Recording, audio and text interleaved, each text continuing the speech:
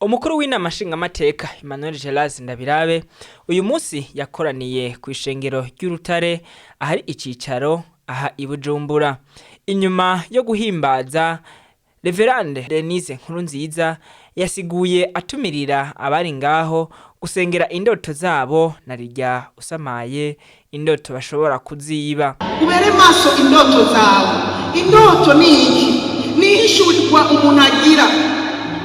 Umuntu birashobora guca mu ndoto, urashobora kugira hishurirwa ry'ivy'Imana ikugombako, ry'ivy'Imana izogukorera, ry'ivy'Imana igomba kukujana, ry'ivy'Imana igomba kugukoresha. Birashobora guca mu ndoto nyene umuntu akarota. Hariho n'ikindi gihe umuntu bimuza muko nyene wenyene agasanga agenda vyatura ibyo yimirije kujamo, ibyo yimirije kubamo.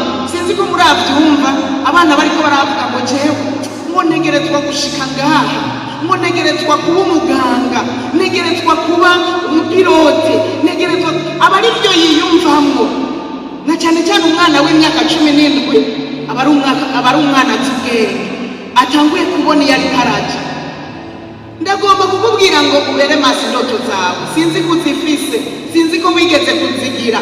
Bavyeyi, tuze turumviriza indoto z'abana, tuze turumviriza neza indoto z'abana, kandi turondere kuzitahura nitubazivye bataravuga. Hari naho zijya ndoto ari hishurirwa Imana izanye zica umwana azoba. Niwavyumva uri umuvyeyi uzorushiriza kumushigikira muri iryo yerekwa ryiwe, uzorushiriza kumushigikira muri izo ndoto kugira ngo agende azozishikeko. Haleluya. Burya inyuma y'indoto no kuzishikako hari urugendo rurerure, hari urugendo runini, kandi ibikoreka hagati y'indoto no gushika kw'indoto ni vyinshi.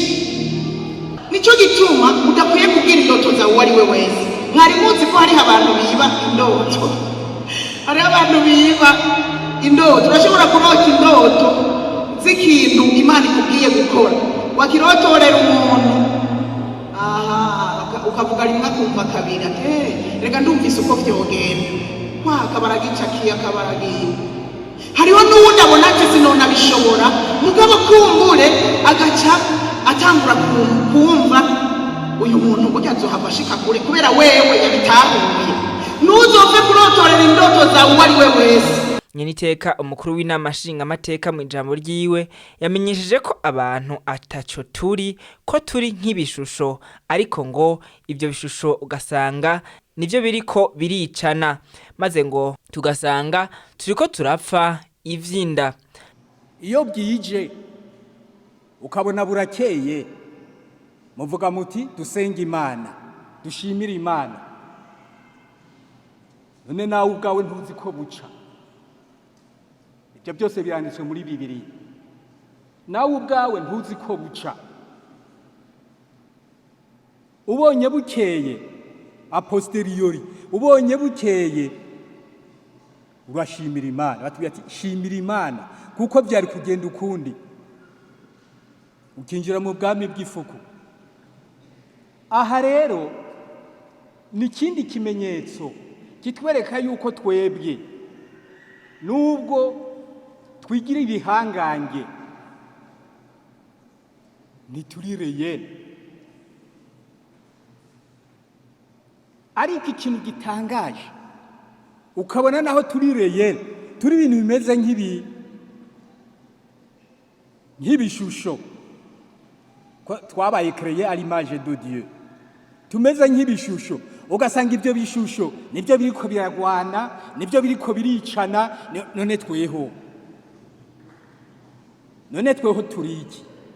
Iki Imana ishaka nuko tuyigororokera.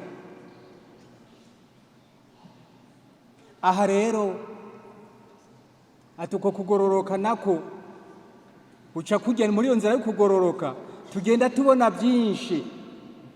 kuko Imana yateganije byinshi, yateguye byinshi, na za ndoto zose batubwiye turazicamwo. Arangiza atumirira abari ngaho gufata ingingo maze bitume basaba Imana ngo ibereke ici bagombako. Banyakubahwa mwese, nagira ngo ngarukire hano. Twitwararike ko Imana ariyo yaturemye mu ishusho yayo, ko ibyo turiko turapfa hano ku isi dupfa ibitari byo, kuko ntituri réel, n'ibyo dupfa ce n'est pas réel. N'amajambo tuvuga adahagaze ku Mana ce n'est pas réel. Ukuri konyene, moi seul je suis la vérité. Imana ni kutubwira, je suis le verbe, je suis la vérité, nta kindi kihari. Twebwe rero duhindukirire uno munsi, reka dufate engagement ko twavyumvise. Data amakosa twawe tuyasabira imbabazi, ariko dufate engagement yuko natwe tosaba icambere imisi yose ko Imana itubwira imigambi idufiseko. Icya kabiri, iduhe inkomezi n'inguvu zo kugira ngo iyo migambi idufiseko dushobore kugira inguvu zo kuyishira mu ngiro no gushira kuri objectif. Icya gatatu, tuyisabe byayerekwa. Imana rero ibandanye dufasha, Imana ibahezagire. Murakoze cyane.